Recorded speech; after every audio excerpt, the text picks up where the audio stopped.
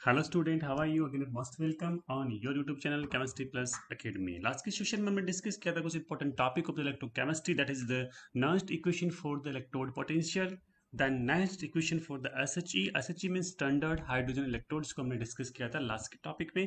इसके बाद हम बात करते हैं next Nernst equation for the EMF of cell, कि सेल का ईएमएफ आप नर्स्ट इक्वेशन से किस टाइप से डराइव कर सकते हैं। आज की क्लास में हम डिस्कस करने वाले कुछ important topic about the electrochemistry, that is the equilibrium constant from the Nernst equation, की नॉस्ट इक्वेशन से आप इक्विलिब्रियम कांस्टेंट को किस टाइप से डराइव कर सकते हैं किसी भी इलेक्ट्रोकेमिकल सेल रिएक्शन के लिए। उसके बाद हम डिस्कस करेंगे Gibbs free energy and the cell potential. Cell potential को आपको पता है हम ईएमएफ भी कह सकते हैं। इस टाइप से हम आज ये टॉपिक करने वाले हैं।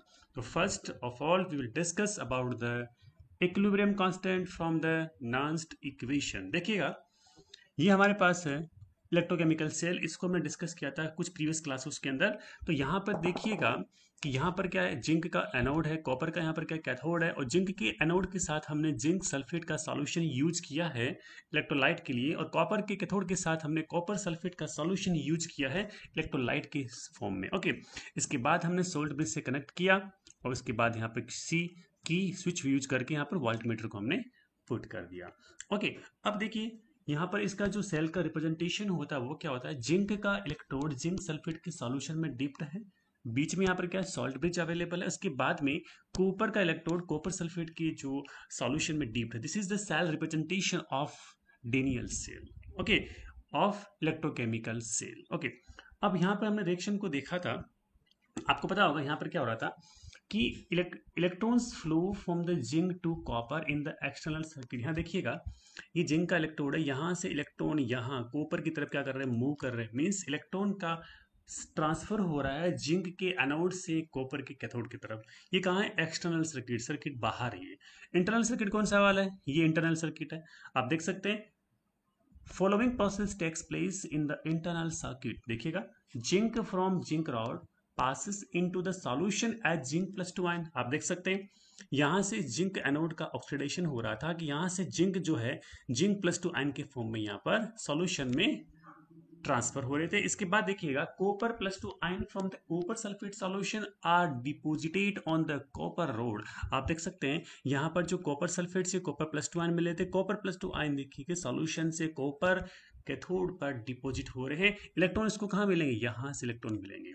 ओके, अब देखिएगा कंसंट्रेशन चेंज हो रही है सॉल्यूशन की। जब सॉल्यूशन की कंसंट्रेशन चेंज होगी तो इलेक्ट्रोड पोटेंशियल का वैल्यू भी क्या होगा, चेंज होगा। और लास्ट में जाते क्या होगा, एक ऐसा स्टेज आएगा जहां पर दोनों इलेक्ट्रोड का इलेक्ट्रोड पोटेंशियल इक्वल हो जाएगा, और उस कंडीशन को हम क्या बोलेंगे, इक्विलिब्रियम। इसका मतलब क्या हुआ, एनोड पर ऑक्सीडेशन हो रहा है, कैथोड पर रिडक्शन हो रहा है, दोनों हाफ सेल में रिएक्शन हो रही है। It means oxidation half cell reaction, reduction half cell reaction, दोनों का वैल्यू क्या हो जाएगा, इक्वल, दोनों का रेट इक्वल। जब दोनों का रेट इक्वल होगा तो वहां क्या आएगा, इक्विलिब्रियम स्टैब्लिश हो जाएगा। और आपको पता है जब इक्विलिब्रियम स्टैब्लिश हो जाएगा तो दोनों इलेक्ट्रोड का इलेक्ट्रोड पोटेंशियल का वैल्यू क्या होगा, सेम होगा। जब दोनों इलेक्ट्रोड का इलेक्ट्रोड पोटेंशियल का वैल्यू सेम होगा तो सेल का ईएमएफ क्या हो जाएगा, जीरो हो जाएगा। इसका मतलब इक्विलिब्रियम पर सेल का ईएमएफ क्या होता है, जीरो। ध्यान देना, ये स्टैंडर्ड ईएमएफ नहीं है, ये है किसी भी कंसंट्रेशन पर ईएमएफ है, तो EMF of cell becomes zero. Okay, अब आपको पता है इक्विलिब्रियम का मतलब क्या होता है। देखिएगा, इसको मैं आपको थोड़ा सा एक्सप्लेन करता हूँ कि इक्विलिब्रियम होता क्या है। जैसे मान लीजिएगा suppose A plus B, these are the reactant, are converted into the C plus D product में। तो ये तो यहाँ पर क्या है, फॉरवर्ड रिएक्शन है, ये यहां पर क्या है, बैकवर्ड रिएक्शन है। आप देख सकते हैं इस टाइप से। तो क्या होगा, एक ऐसा कंडीशन आएगा जब rate of forward reaction is equal to rate of backward reaction. इस कंडीशन को हम कहेंगे इक्विलिब्रियम कंडीशन। और इक्विलिब्रियम पर जो यहाँ पर प्रोडक्ट की कंसंट्रेशन और रिएक्टेंट की कंसंट्रेशन का जो रेशियो होता है that is the equilibrium constant. आप देख सकते हैं कि C is equal to C D upon A B, this is the equilibrium constant. Okay, तो यहां पर हम इक्विलिब्रियम कांस्टेंट की बात करते हैं, और आपको पता होगा यहां पर सेल रिएक्शन क्या होती है, ये आपको सब पता ही है। अब देखिए नेक्स्ट स्टेप में, यहां पर देखना इलेक्ट्रोकेमिकल सेल रिएक्शन ये होती है, zinc plus copper plus two gives zinc two plus and copper.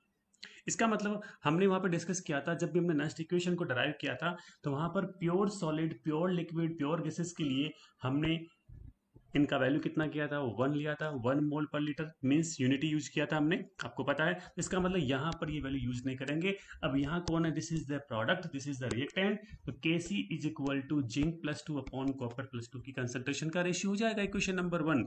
ये इक्विलिब्रियम पर mean Kc is equilibrium constant for electrochemical reaction. इस ग्राफ को आप देखिएगा, यहाँ पर एक्स एक्सिस पर है progress of reaction means rate of reaction, Y axis पर यहाँ पे हम ले रहे हैं इलेक्ट्रोड पोटेंशियल को यूज कर रहे हैं। और आपको पता होगा कि यहाँ पर इस सेल में ऑक्सीडेशन हाफ सेल रिएक्शन हो रही है, रिडक्शन हाफ सेल रिएक्शन हो रही है। जब इक्विलिब्रियम आएगा तो दोनों का value equal means reduction half cell reaction का ग्राफ ये है, ऑक्सीडेशन हाफ सेल का रिएक्शन ग्राफ ये है, एक पॉइंट पे जाके दोनों मिलेंगे, this is the equilibrium point means यहाँ पर इक्विलिब्रियम एस्टैब्लिश हो जाएगा। At the equilibrium EMF of cell is equal to क्या होता है, 0 होता है, पता है आपको। अब हम बात करते हैं इस सेल के लिए नॉन्स्ट इक्वेशन, हमने पहले भी लास्ट क्लासेस के अंदर क्या इसको डराइव किया था, E cell is equal to E naught cell minus R T upon N F L N zinc plus 2 upon copper plus 2। This is the Nernst equation for the Daniell cell या फिर electrochemical cell की बात करते हैं, equation number 2। अब देखिए equilibrium पर हम क्या कर रहे हैं, इक्विलिब्रियम पर इस ईएमएफ ऑफ सेल का value 0, it means E cell is equal to 0 is equal to E naught cell minus 2.303 R T upon 2f। 2 क्यों लिया हमने, क्योंकि इस केमिकल रिएक्शन के अंदर 2 इलेक्ट्रॉन्स यहाँ पर यूज हो रहे हैं। इसके बाद लोग zinc plus 2 upon copper plus 2। Okay clear है। इस इक्वेशन को ई नोट सेल की फॉर्म में लिखेंगे तो E naught cell is equal to 2.303 R T upon 2f log zinc plus 2 upon copper plus 2, equation number 3। अब आप इक्वेशन नंबर 1 को देखिएगा, यहाँ पर कैसी का वैल्यू क्या है, zinc plus 2 upon copper plus 2।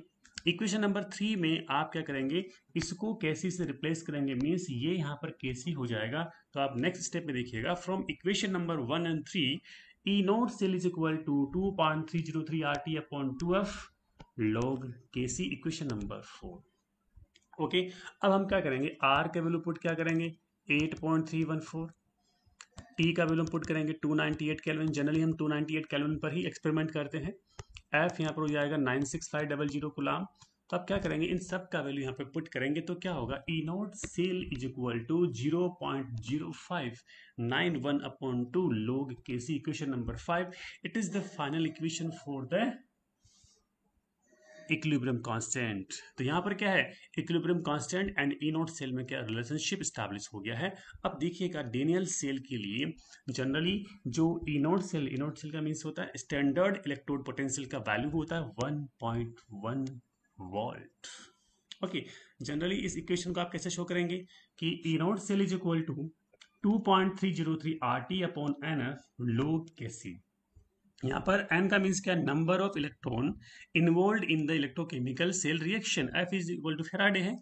इस टाइप से equation number 6 it is the general equation for the electrochemical cell. यहाँ पर रिलेशनशिप किसमें हो रहा है, ई नोट सेल और Kc में हम रिलेशनशिप की बात कर रहे हैं। इसके बाद देखिएगा गिव्स free energy and the cell potential, means cell potential को आप ईएमएफ पीस में कह सकते हैं। इन दोनों में क्या रिलेशनशिप है, मींस गिव्स फ्री एनर्जी और सेल पोटेंशियल में क्या रिलेशनशिप है, इसको हम स्टडी यहाँ पर करने जा रहे हैं। अब देखिएगा इसमें आप कि जब इलेक्ट्रोकेमिकल सेल में हमने यूज किया था एनोड और cathode, anode is the half cell, cathode is the half cell, दोनों में क्या होती है, हाफ सेल रिएक्शन होती है। तो जब दोनों में हाफ सेल रिएक्शन होगी तो इससे क्या होगा, एनर्जी प्रोड्यूस होगी, मतलब एनर्जी रिलीज हो रही है, इसको हम बोलेंगे फ्री एनर्जी। उसके बाद जो फ्री एनर्जी रिलीज हुई वो क्या होती है, इलेक्ट्रिसिटी या इलेक्ट्रिकल एनर्जी में क्या होती है, कन्वर्ट होती है। और जब फ्री एनर्जी को इलेक्ट्रिकल एनर्जी में कन्वर्ट किया जाता है तो इलेक्ट्रिकल वर्क करना होता है। इसका मतलब जितना आप इलेक्ट्रिकल वर्क करोगे उतना ही फ्री एनर्जी क्या हो रहा है, इलेक्ट्रिकल एनर्जी में कन्वर्ट हो रही है। इसका मतलब फ्री एनर्जी में क्या हो रहा है, डिक्रीज हो रहा है। बात समझ रहे ना। और जितना आप इलेक्ट्रिकल वर्क करोगे उतनी ही इलेक्ट्रिकल एनर्जी क्या होगी, प्रोड्यूस होगी। बात समझ रहे हैं। जैसे मान लीजिएगा रिडॉक्स रिएक्शन कहाँ हुआ, इलेक्ट्रोकेमिकल सेल में हुआ, इससे केमिकल एनर्जी रिलीज हुई, केमिकल एनर्जी रिलीज हुई, इसको बोलते हैं फ्री एनर्जी। क्या बोलेंगे, फ्री एनर्जी इसको हम कहेंगे।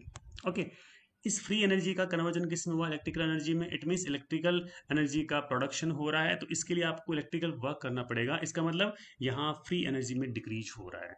तो electrical work done is equal to decrease in the free energy. जितना ज़्यादा इलेक्ट्रिकल वर्क करोगे उतना फ्री एनर्जी में डिक्रीज क्या होगा, ज़्यादा होगा, तभी तो इलेक्ट्रिसिटी प्रोड्यूस होगी।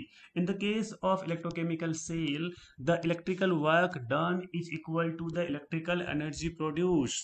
इसका मतलब कि जब आप इलेक्ट्रोकेमिकल सेल की बात करते हैं कि जितना इलेक्ट्रिकल वर्क करोगे उतना ही इलेक्ट्रिकल एनर्जी क्या होगी, प्रोड्यूस होगी। इसका मतलब करंट ज़्यादा प्रोड्यूस होगा।